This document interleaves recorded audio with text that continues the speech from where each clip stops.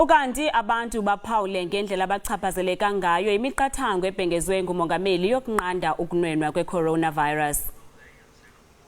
Oyisibethe idumeli nguphiyo umsasazi ngoba thina bese silungisile imithwalo yethu sizoyijongisa kwelaseMosilbar silibandla laseSt Paul. Ngoku nxa ithi uMongameli indibano yabantu abayi100 ayivumelekanga kaloku thina kwelibandla siyinkungu nelanga. Usizo kuhulumeni asisize kakhulu sinengane ezincane thina sesiyasaba nokuphumela ngaphandle eCoronavirus sesiyasaba nokuya emakliniki ngenxa yeCoronavirus.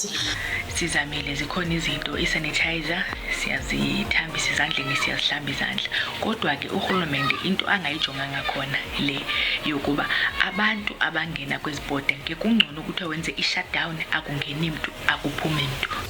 Inika ixhala ke lento because xa kuvaliwe kwezo ndawo zonke abantu bazohlala ekhaya bazoyithatha phi imali because umzekelo abantu banjengami abantu bazisebenzayo sithengisa iservice apha ebantwini sifumana imali.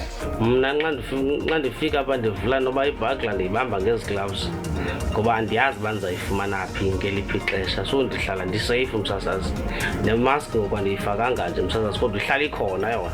Yebo uhulumeni uyibekile imiqathango kodwa ke udaba olunzima loluthinta wonke futhi umuntu njengami nje mina ngithinta kakhulu kunamathikithi ebhola bese ngiwathengile ngizobuka umdlalo weCheese angisakwazi ukuya